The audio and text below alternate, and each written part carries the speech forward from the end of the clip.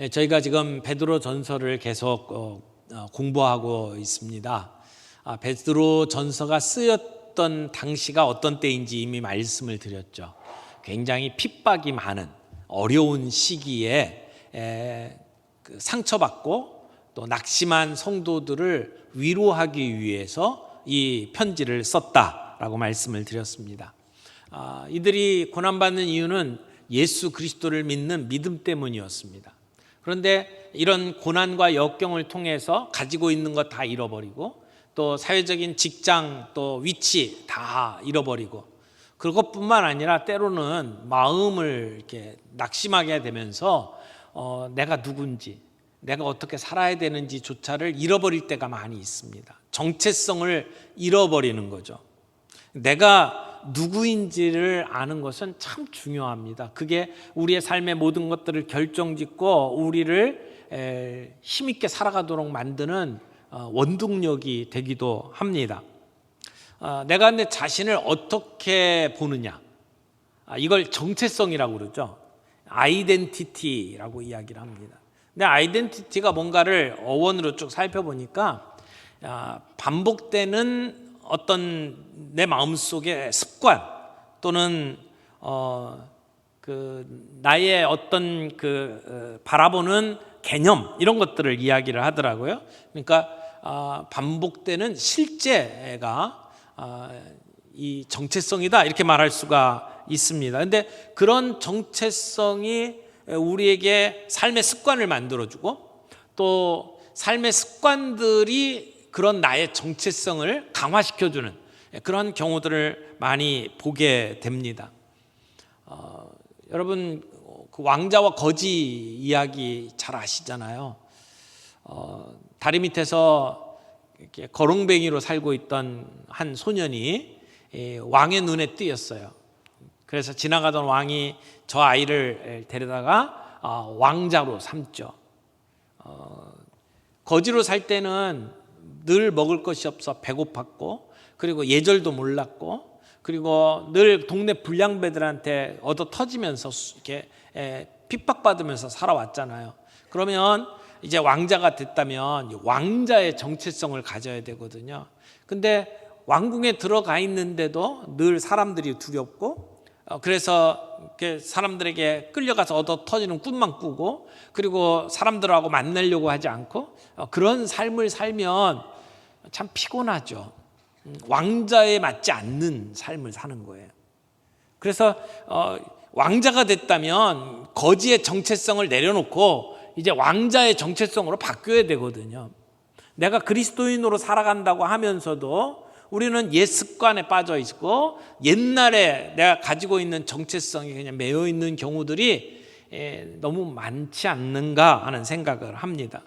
여러분 우리가 뭘 해야 되겠다 또 뭘 하지 말아야 되겠다 결심을 하지만 그런 어떤 하나의 사건 하나의 습관들을 고쳐나가겠다는 결심 이전에 내가 누군가라고 하는 정체성을 갖는 것이 더 중요하다고 생각을 합니다. 아직 담배를 끊지 못한 분이 나 이제부터는 담배를 끊어야 되겠다. 담배 올해는 내가 끊어야지. 아무리 내가 가지고 있는 어떤 습관을 고쳐보겠다고 결심을 하더라도 그게 며칠 못 갑니다. 그런 그 결심보다는 내가 누구인지를 확인하는 작업이 훨씬 더 효과적이죠. 나는 하나님의 그 선택받은 하나님의 백성이야. 나는 내 몸은 하나님이 거하시는 성전이야. 내가 거하는 이 성전에 그 냄새나는 연기로 채울 수는 없지.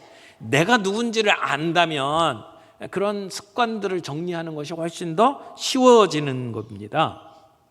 여러분은 여러분을 스스로 누구라고 생각하십니까?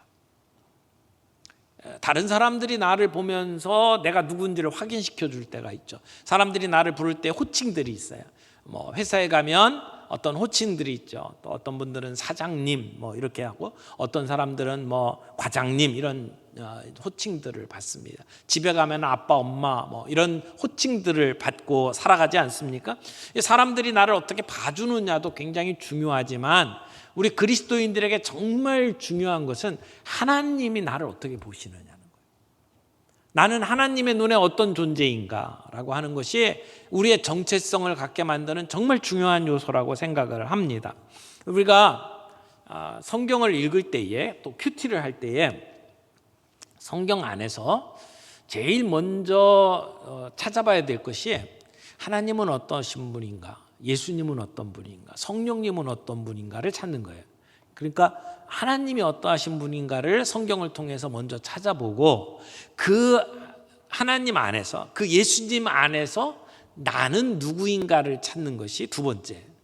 여러분 큐티할 때 꼭 성경을 읽을 때 먼저 성경에 하나님이 어떤 분이라고 이야기를 하는지를 찾아보시고 그 안에 나는 누구인가를 찾아보세요. 성경을 보는 관점을 그렇게 정리해 나가면 굉장히 많은 은혜를 받습니다. 여러분 우리가 큐티 그 책자를 매일 성경을 가지고 이제 하고 있는데 매일 성경이 그런 구조로 돼 있어요. 앞에 하나님은 누구신가, 그리고 그 안에 나는 누구인가. 그래서 나에게 주는 교훈들을 찾도록 그렇게 만들어 놓았습니다. 오늘 본문도 이 내용들을 가만히 살펴보면 우리를 구원하신 예수님이 어떤 분이신지를 설명을 하고 있어요. 그래서 예수님이 누구신가를 살펴보고 그 예수님 안에 있는 그러면 나는 누군가, 우리는 누군가, 이 부분을 살펴보도록 그렇게 되어 있습니다. 오늘 이 말씀 안에서 우리 주님의 모습을 살펴보고 그 안에 내가 누군지를 정체성을 확인하는 귀한 시간이 되기를 바랍니다. 첫 번째, 예수님은 누구신가? 여러분, 예수님은 누구신가라는 질문은 참 중요합니다. 성경에서 이런 질문들이 계속 되어 왔죠. 특별히 예수님께서 제자들과 한 3년 정도 함께 지내신 뒤에 이제 십자가 사건을 눈앞에 두고 제자들과 함께 가이사랴 빌립보라고 하는 지방으로 가십니다. 그곳에는 아주 거대한 로마 황제를 섬기는 신전이 있었습니다. 그런 그 동네에서 많은 사람들이 가이사가, 황제가 우리의 주님입니다 라고 고백하는 그러한 문화 속에서 예수님은 제자들에게 물어봅니다. 세상 사람들이 나에 대해서 뭐라고 얘기하더냐? 그러니까 제자들이 이런저런 얘기를 하죠. 그 얘기를 다 듣고 난 다음에 예수님 제자들에게 다시 묻습니다. 그러면 너희는 나를 누구라고 생각하느냐? 너희는 나를 누구라고 생각하냐? 예수님은 누구냐라고 하는 질문을 던진 겁니다. 이 질문에 대한 답변이 우리의 신앙을 결정짓습니다.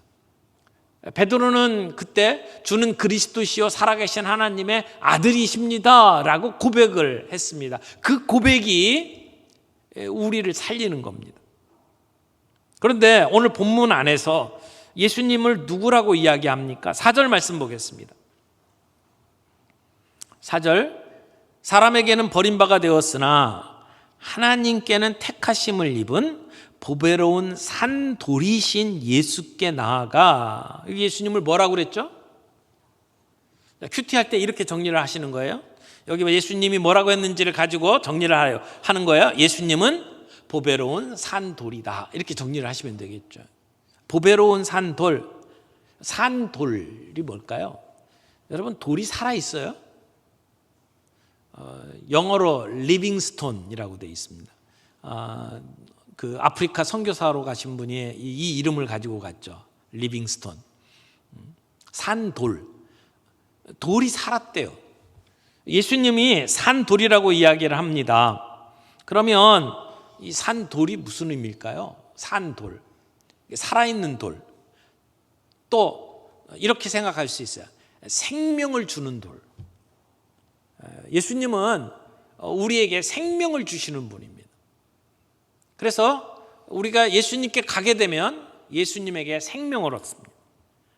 그리고 풍성한 생명을 누리게 됩니다.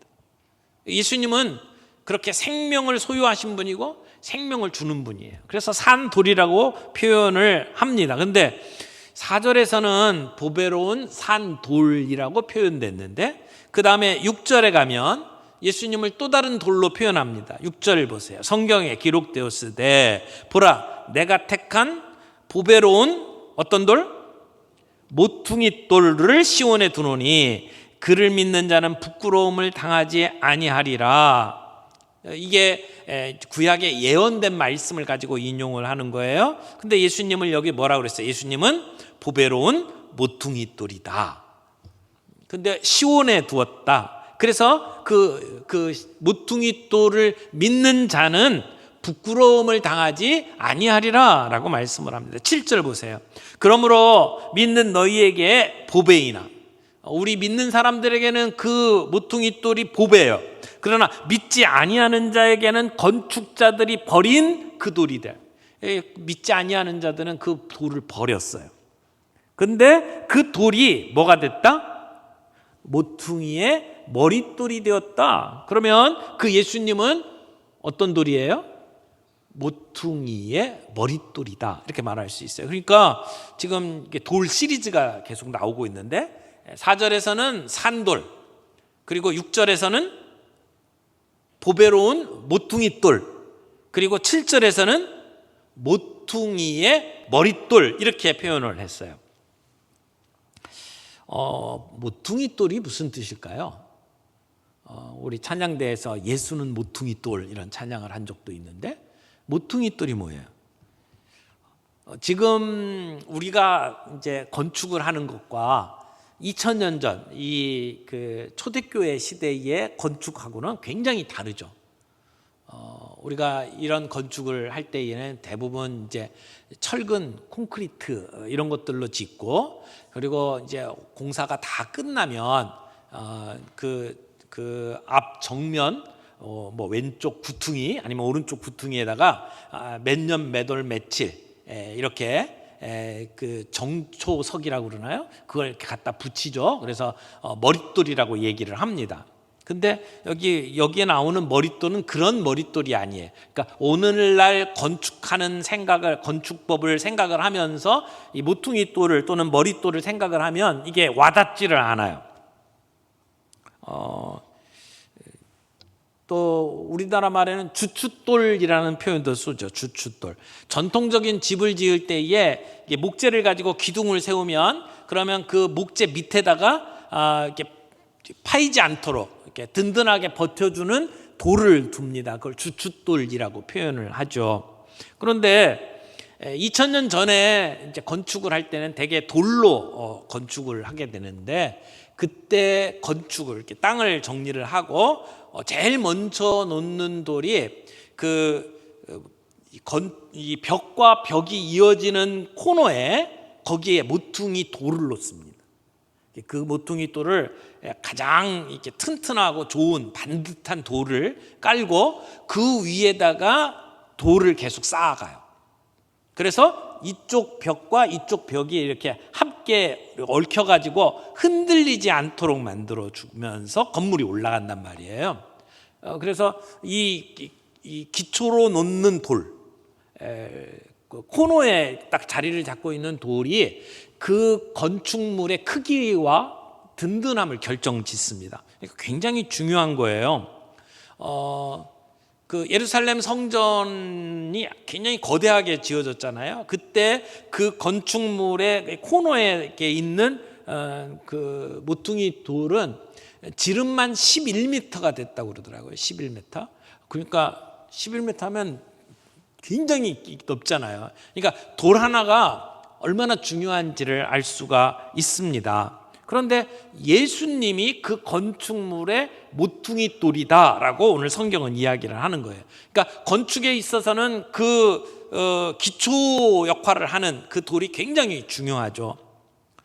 이제 지금 베드로는 뭐라고 이야기하냐면, 예수님이 바로 그 모퉁이에 있는 머릿돌이다, 또는 모퉁이 돌이다 라고 이야기를 하고, 그 돌이 산돌이라고 얘기를 하는 겁니다. 그러면 오늘 우리가 예수를 믿고 있는 성도들은 이 모퉁이 돌 위에 세워져 있는 작은 돌들이 우리가 되는 거예요. 건물을 지을 때에 돌로 이렇게 쌓아 올라가는데, 예수님은 밑바탕에 기초를 세우고 그 기본이 되는 자리를 차지하고, 그리고 우리 한 사람 한 사람이 벽돌과 같은 역할을 해서 건축물을 세워져 가는데, 그런데 그 건물을 성전이라고 이야기를 하는 거예요.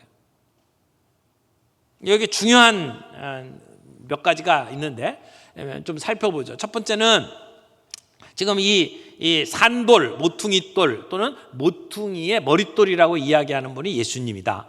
그런데 이것을 건축자들이 버린 돌이다라고 설명을 하고 있어요. 그 당시에 예수님 당시에 예수님을 받아들이지 않았죠. 예수님이 모퉁이 돌이로 이렇게 받아들이지 않고 메시아로 받아들이지 않고 버렸던 사람들이 있죠. 종교 지도자들입니다. 그 당시에 장로들, 바리새인들 그리고 제사장들은 예수님을 버렸습니다. 오늘로 이야기하면 합리주의자들, 인본주의자들, 무신론자들, 그들은 예수를 믿지 않습니다. 예수를 버린 거죠. 건축자들이 버린 그 돌을 하나님은 선택하셨어요. 그를 받아들이셨어요. 그래서 그를 건축의 기초, 머릿돌로 삼으셨다라고 이야기를 하는 겁니다. 인간 건축자들은 예수 그리스도를 버렸을지라도 하나님은 그를 모퉁이의 머릿돌이 되게 만들었다라고 하는 것입니다. 그런데 그 돌이 우리에게 생명을 공급하시는 돌이라는 것이죠. 여러분, 우리가 그 예수님께 가서 우리는 생명을 받습니다. 그분에게서 더 풍성한 삶을 얻습니다. 그분에게서 이 세상을 살아갈 수 있는 양식을 얻습니다. 그래서 그분은 산돌이다. 여러분, 우리가 그 산돌 대신 예수님께 가야 생명을 얻고 그 산돌 대신 예수님께 가야 풍성한 삶을 살 수 있습니다. 그분에게 가야 우리가 영적으로 성장할 수가 있습니다. 세상 사람들에게는 비록 쓸모없는 돌로 버림받았지만 하나님은 그를 귀중하게 여기셔서 성전의 모퉁이 돌로 사용하셨다. 자, 그러면 예수님은 누구신가? 우리가 정리할 수 있죠. 그 안에서 우리는 누굽니까? 두 번째로 생각할 것이 우리 그리스도인은 누구인가라고 하는 것이죠. 우리가 누구인지를 5절에 이렇게 설명을 했습니다. 5절 말씀 같이 읽겠습니다. 너희도 산돌같이 신령한 집으로 세워지고 예수 그리스도로 말미암아 하나님이 기쁘게 받으실 신령할 제사를 드릴 거룩한 제사장이 될지니라. 여기 산돌같이 신령한 집으로 세워지고, 누가? 우리가 산돌같이 신령한 집으로 세워진다고 이야기를 해요. 자, 우리는 모퉁이 돌은 아니에요. 예수님이 모퉁이 돌이에요. 그런데 그 모퉁이 돌 대신 예수님을 의지하고 거기 위에 작은 돌들이 세워지는 거죠. 그래서 건축물을 이루어요. 그것을 성전이라고 이야기를 하는 겁니다.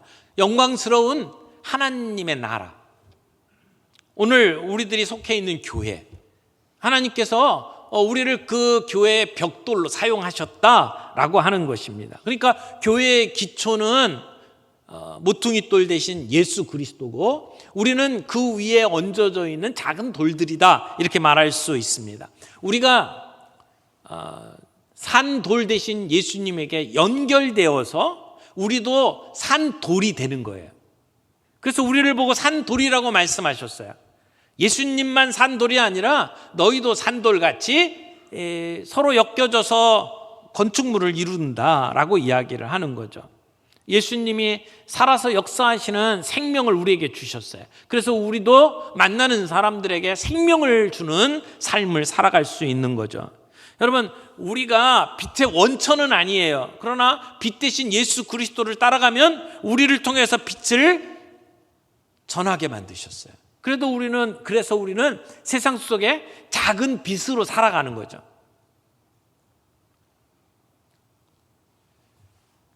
예수는 모퉁이 돌이고 우리 성도들은 그 모퉁이 돌 위에 얹어져 있는 작은 산돌로 우리는 살아갑니다.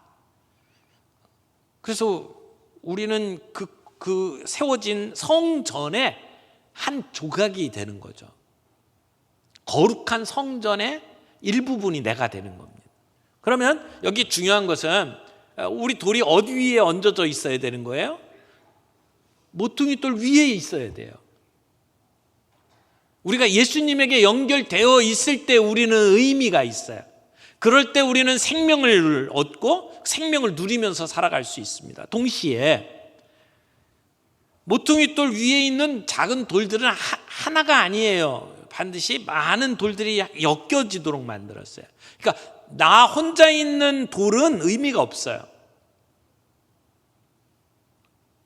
하나님은 우리가 서로가 이렇게 엮여져서 성전을 이루도록 만드신 거죠. 그러니까 내가 내 옆에 있는 사람들과 더불어 함께 엮여져서 그래서 벽을 이루고 그래서 성전을 이루도록 만들었다. 그러니까 우리가 성전의 한 부분인데 우리는 결코 혼자서 존재할 수 없는 사람들이다라고 하는 것을 본문은 이야기를 합니다. 이 베드로의 이야기는 바울에게도 동일하게 나타납니다. 에베소서 2장 20절에서 22절을 보게 되면 이렇게 이야기를 합니다. 너희는 사도들과 선지자들의 터 위에 세우심을 입은 자라. 그리스도 예수께서 친히 모퉁이 돌이 되셨느니라. 그의 안에서 건물마다 서로 연결하여 주 안에서 성전이 되어가고 너희도 성령 안에서 하나님이 거하실 처소가 되기 위하여 그리스도 예수 안에서 함께 지어져 가느니라. 여러분 이 본문 말씀 잘 보세요. 에베소서 2장에 보면 예수님이 친히 뭐가 되셨다? 모퉁이 돌이 되셨다는 거예요. 그래서 그 예수님 안에서 우리가 서로 연결되어서 성전을 이루어 간다. 그러면서 너희도 성령 안에서 하나님이 거하실 성전이 되기 위하여 처소가 되기 위하여 그리스도 예수 안에서 함께 지어져 간다. 그러면 성전이 뭐냐? 성전은 우리예요. 우리. 그렇죠? 내가 한 부분, 한 벽돌 역할을 해서 세워진 건물이 성전이에요. 그러면 성전은 우리를 보고 얘기하는 거죠. 예수님을 모퉁이 돌로 해서 서로 세워진 그러한 성전, 그게 진짜 성전이에요. 그러니까 예수님 이전에 건물을 지어놓고 하나님이 거하시는 곳으로 사람들이 바라봤던 시온 산에 있는 성전은 끝났어요. 우리는 건물을 보고 성전이라고 얘기하지 않습니다. 종종 예배당을 바라보고 사람들이 성전이라고 이야기하고 예배당을 지으면서 성전을 건축한다고 이야기하는데 그건 좀 조심해서 할 말이라고 생각을 해요. 비록 다른 건물과는 구별되어서 거룩하게 사용한다는 면에서 성전이라고 말할 수는 있지만 성경에서 말하고 있는 성전은 건물이 아니에요. 우리예요. 성전이 어디 있냐 물어보면 여기 있다라고 말하는 게 맞습니다. 우리는 하나님이 거하실 성전이 된 거죠. 여러분, 그 성전 안에 내가 그 조각으로 오늘 쓰임을 받고 있다라고 하는 사실을 우리는 기억해야 합니다. 그런데 여기 그 예수님의 머릿돌이 사람들이 건축자들이 버렸다고 그랬잖아요. 그럼 그 버린 돌이 무엇에 사용됩니까? 우리에게는 그것이 성전의 머릿돌이 되어서 우리에게는 보배가 돼요. 우리에게는 정말 소중한 것들이 소중한 존재가 되죠. 예수님이 없으면 우리는 아무것도 아니기 때문에 예수님은 우리 성전의 모퉁이돌이 되고 우리에게는 보배가 돼요. 근데 그 믿지 아니하는 사람들이 버린 그 돌은 우리 성전의 머릿돌이 될 뿐만 아니라 나중에 그들을 심판하는 돌이 됩니다. 그들을 넘어뜨리게 만드는 돌이 된다라고 이야기를 해요. 여러분 다니엘서에 보게 되면 그 느부갓네살 왕이 꿈을 꾸잖아요. 거대한 신상을 봅니다. 근데 그 신상의 모습이 어떻게 돼 있었나요? 머리는 금으로 되어 있고 가슴은 은으로 되어 있고 그리고 배와 넓적다리는 동으로 되어 있고 종아리는 철로 되어 있었어요. 근데 뜨인 돌이 한 돌이 날라와서 그 신상을 부수죠. 그 의미가 뭐라고 얘기합니까?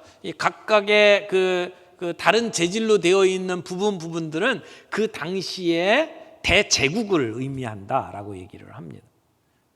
바벨론부터 시작해서 헬라, 로마, 근데 그 뜨인 돌이 예수 그리스도로 말미암아 그 제국이 무너지죠. 여러분, 인간의 제국은 대단한 것처럼 보이지만 다 무너졌습니다. 바벨론, 아수르, 그리고 헬라, 그리고 이 베드로 전서가 쓰여질 당시에 온 세상을 지배했던 나라 로마 제국도 망했어요.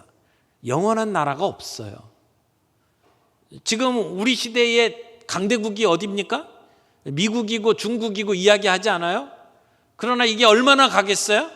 영원합니까? 천만에요. 인간이 세운 나라가 영원한 적이 없어요. 지금은 모든 것을 다 떵떵거리며 다스리고 온갖 짓들을 다 하는 것처럼 보이지만, 그러나 영원하지 않습니다. 영원한 건 하나밖에 없어요.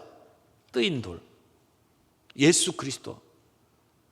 그분이 세운 하나님의 나라, 그것이 영원한 겁니다. 근데 그 하나님의 나라 안에 하나님은 우리를 산 돌로 삼으시고 우리를 통해서 복음의 역사를 감당하게 만드셨어요. 그래서 우리 한 사람 한 사람이 예수님에 연결되어 있는 산 돌로 오늘 우리가 쓰임 받고 있다라고 말할 수 있습니다. 그 이야기를 본문의 6절부터 8절까지 이제 기록을 해놨죠. 6절부터 8절까지 쭉 읽겠습니다. 성경에 기록되었을 때 보라, 내가 택한 보배로운 모퉁이 돌을 시온에 두노니 그를 믿는 자는 부끄러움을 당하지 아니하리라 하였으니, 이건 성경에 기록되었을 때 구약에 있는 말씀을 인용하는 거예요. 그리고 나서 7절에 그러므로 믿는 너희에게는 보배이나, 우리에게는 예수님이 보배입니다. 그러나 믿지 아니하는 자에게는 건축자들이 버린 그 돌이 모퉁이의 머릿돌이 되고, 8절 또한 부딪히는 돌 걸려 넘어지게 하는 바위가 되었다. 심판하시는 돌이 되었다. 그들이 말씀을 순종하지 아니함으로 넘어지나니 이는 그들을 이렇게 정하신 것이라. 자, 그러나 9절부터 시작합니다. 그러나 그들에게는 심판하는 돌이에요. 그들은 예수님을 버렸어요. 그래서 결국은 심판당합니다. 무너집니다. 그러나 9절 말씀 보겠습니다. 그러나 너희는 택하신 족속이요 왕같은 제사장들이요 거룩한 나라요 그의 소유가 된 백성이니 이는 너희를 어두운 데서 불러내어 그의 기이한 빛에 들어가게 하신 이의 아름다운 덕을 선포하게 하려 하심이라. 아멘. 여러분, 여기에 우리 주님이 주신 이름이 있어요. 우리가 세상에서 가지고 있는 이름도 훌륭하고 자랑스럽습니다. 그러나 오늘 우리를 향해서 불러주시는 이름을 보세요. 하나님께서 예수 그리스도를 그 성전의 모퉁이돌로 삼으시고 우리를 그 모퉁이돌 위에 세워놓는 산 돌로 연결을 해서 성전을 만드셨다고 그랬잖아요. 그런데 그런 우리를 향해서 불러주신 이름을 보세요. 여기 9절에 보니까 4가지가 나와요. 첫 번째는 택하신 족속, 그 다음에 왕같은 제사장, 세 번째 거룩한 나라, 그리고 그의 소유가 된 백성.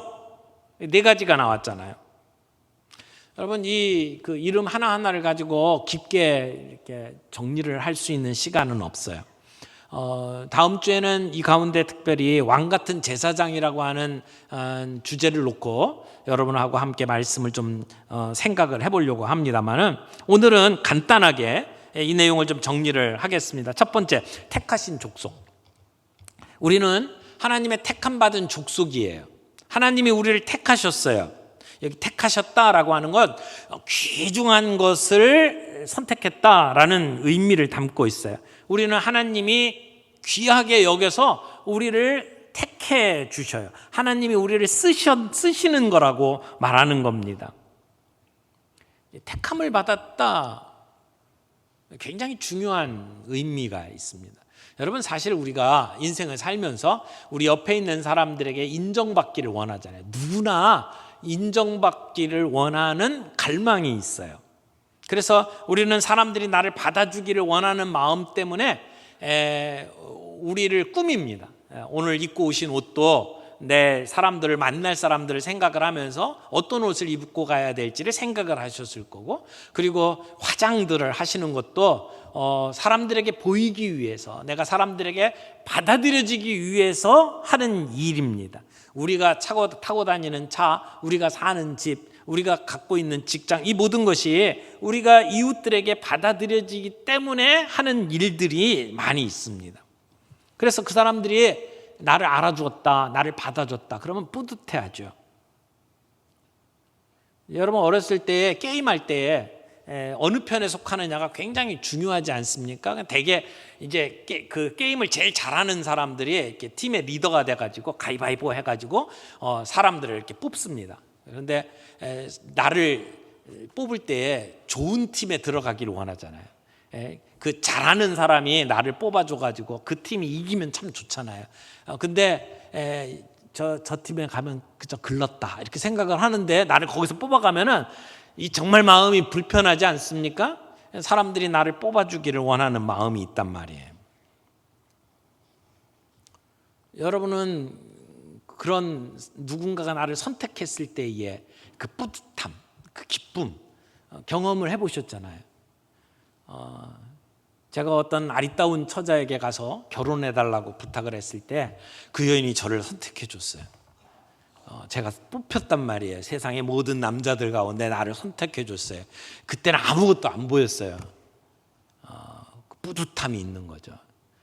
여러분, 그런데 오늘 본문에 보니까 하나님이 우리를 뽑아줬대요. 하나님이 우리를 선택해서 우리를 택하신 족속으로 삼아 주셨대요. 여러분, 하나님이 나를 선택해 주셨다. 이게 우리들에게 자존심이에요. 이스라엘 백성들에게는 그게 자존심이었잖아요. 내가 선택받은 백성이었다. 이스라엘 백성이었다. 세상 많은 나라들과 비교할 때 우리는 선민이야 라고 하는 것이 있었잖아요. 그게 어디서 나오는 거예요? 내가 선택받았다 라고 하는 그 기쁨, 뿌듯함 때문에 나오는 거잖아요.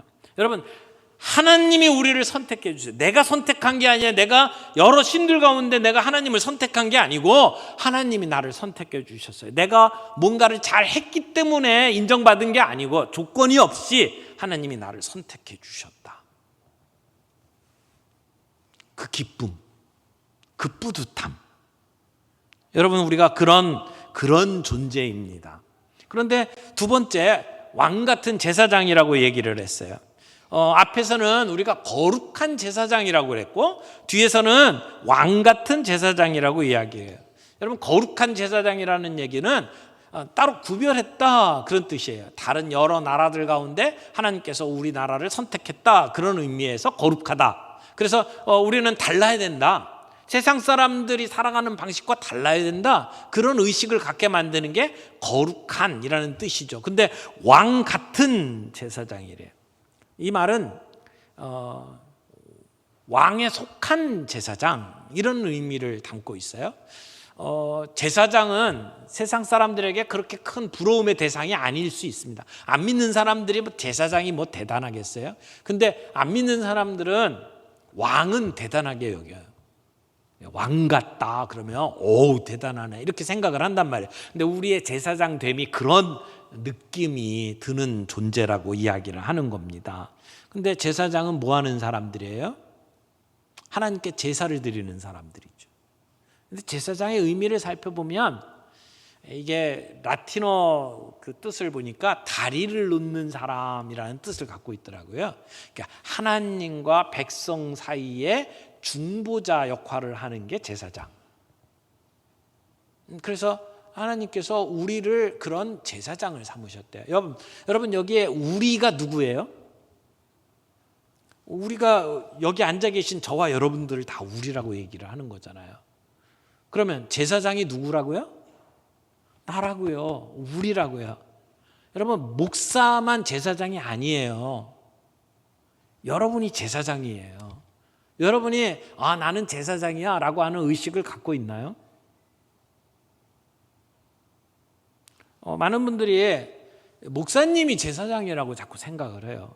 그래서 무슨 문제만 있으면 자꾸 목사한테 와가지고 기도해달라고 말씀을 하시는데, 여러분이 기도해도 하나님 들으셔요.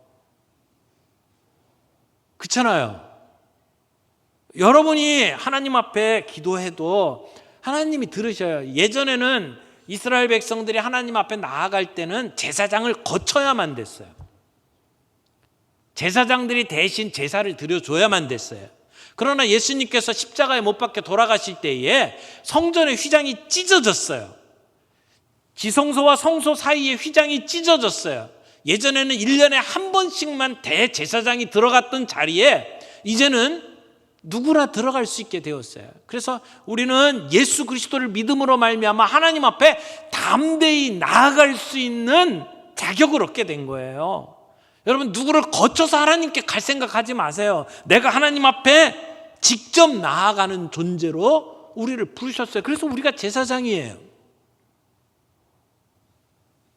어떤 목사님은 내가 제사장이다, 그러니까 구약시대에 11조를 제사장에게 바쳤던 것처럼 우리 교회 11조는 다 내 거다, 이렇게 주장하는 정신 나간 사람도 있어요.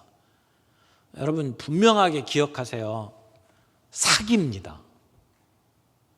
잘못 가르치는 거예요. 목사만 제사장이 아니에요. 여러분이 제사장이에요. 우리 모두가 제사장이에요. 오늘 분명한 정체성을 갖기를 바랍니다. 내가 누구라고요? 제사장이다. 왕 같은 제사장이다. 여기 우리는 거룩한 나라다. 우리가 하나님의 나라의 백성이에요. 우리가 나라예요. 그런데 거룩한 나라래요. 하나님께서 특별히 구별한 나라래요. 그 다음에 그의 소유된 백성이니, 우리는 하나님의 소유예요. 주님의 소유예요. 소유라고 하는 것은 어떤 목적을 위해서 하나님이 특별히 자기 걸로 만들었다, 그런 뜻이에요. 그러면 우리를 부르셨을 때는 우리를 향한 하나님의 계획이 있어요. 목적이 있다는 얘기죠. 여러분, 여기 4가지를 정리를 했잖아요. 우리는 택함 받은 족속이에요. 왕 같은 제사장이에요. 거룩한 나라예요. 그리고 그의 소유된 백성이에요. 얼마나 대단한 존재예요. 우리가 어떤 물건이나 예술품을 놓고 이게 얼마만큼의 가치가 있느냐를 따질 때는 2가지를 봐요. 하나는 이 물건을 살 때에 얼마를 지불할 마음이 있느냐, 거기에 따라서 가치가 결정돼요. 여러분, 주택을 하나 구입을 해도 거기에 가치가 결정되죠. 그 가치는 뭐에 따라서 결정이 돼요? 사람들이 그 돈을 얼마를 주고 이 집을 살래? 라고 할 때 사람들의 그 지불할 의향에 따라서 그 집의 가치가 결정이 되잖아요. 얼마 전에는 아파트 값이 다 같이 올라갔다가 지금은 좀 떨어졌다 그러죠. 그게 사람들이 얼마만큼 지불할 수 있느냐에 따라서 가치가 결정되는 겁니다. 그런데 또 하나의 중요한 요소가 있어요. 그 물건의 소유자가 누구냐, 누가 썼던 거냐에 따라서 가치가 결정되기도 합니다. 유명한 사람이 썼던 물건, 그건 굉장한 가치가 있죠. 얼마 전에 신발 하나를 경매에 내놨는데 그 신발이 얼마에 팔렸냐면 29억에 팔렸어요. 신발 하나가. 그래서 그 29억짜리 신발이 누구 건지를 보니까 마이클 조던이 썼던 신발이에요. 1998년에 그 미국 NBA의 마지막 결승전 2차전 때 사용했던 신발이래요. 그 신발을 올해 그 경매에 내놨는데 29억. 작년에 그때 입었던 유니폼을 경매에 내놨는데요. 얼마에 팔렸는지 아세요? 133억. 미쳤죠. 근데요, 근데 농구의 황제가 신었던 신발이고 농구의 황제가 입었던 유니폼이라는 거예요. 그렇게 가치가 달라지는 거죠. 제가 입은 걸 내놓으면 어떻게 될까요? 아무도 거들떠보지 않을 거예요. 갖다가 버릴 거예요. 그러니까 누가 소유했느냐가 중요하잖아요. 그런데 여러분, 내가 누군지를 생각을 해보라고요. 나를 구원하기 위해서 나는 얼마만큼의 대가를 지불했습니까? 나는 얼마짜리예요? 어떤 분이 그렇게 표현하더라고요. 나는 예수님 짤이에요. 이렇게 얘기하더라고요. 예수님 짤이. 그러니까 예수님만큼의 가치가 있는 거예요. 예수님이 나를 위해서 십자가에 못 박혀 생명을 내놓으셨잖아요. 그래서 나는 예수님만큼의 가치가 있는 거예요. 나는 얼마만큼의 가치가 있어요? 나를 소유하신 분이 누구예요? 예수님이잖아요. 나는 하찮은 존재가 아니에요. 내가 얼마를 가졌든지 내가 얼마를 배웠든지 관계없어요. 그것은 나의 가치를 결정하는 요소가 아니에요. 하나님이 나를 누구라고 하느냐, 하나님이 나를 어떻게 보느냐, 그 관점에서 나를 보는 나의 정체성, 그것이 중요하다는 겁니다. 자, 세 번째로, 그러면 우리는 무엇을 해야 합니까? 짧게 정리하고 가죠. 내가 누구냐라고 하는 건 굉장히 중요합니다. 그것이 우리의 할 일을 결정을 짓죠. 우리의 신분이 바뀌었습니다. 그래서 우리는 그 신분에 맞는 삶을 살아야 합니다. 그런데 제사장 그랬는데 앞에 거룩한 제사장이래요. 그러면 우리는 거룩해야 됩니다. 여러분, 우리는 거룩한 제사장답게 거룩하게 살아갑니까? 거룩한 삶을 삽니까? 거기에 합당한 모양새, 합당한 색깔을 드러내며 살아갑니까? 세상과는 다른 모습으로 살아가고 있습니까? 하나님은 우리에게 거룩한 삶을 요구하십니다. 어떤 왕이 밤하늘을 바라보면서 신하들에게 말했대요. 야, 저 참 별 아름답구나. 그랬더니 옆에 있던 신하들이 예, 찬란합니다. 아이고 대단하네요. 또 어떤 신하는 왕과 같이 빛납니다. 막 이렇게 아부를 떱니다. 야단 법석이죠. 근데 한 신하만이 침묵을 지키고 있어요. 그래서 왕이 그 신하에게 자네는 왜 가만히 있나? 이렇게 물어봤습니다. 그랬더니 그 신하 하는 말이 저는요 아무것도 안 보입니다. 그랬대요. 그 후에 왕이 중요한 국사를 그 신하하고만 나눴대요. 왜냐하면 그때 별이 없었거든요. 정직한 신하는 그 사람 하나뿐이었다는 거죠.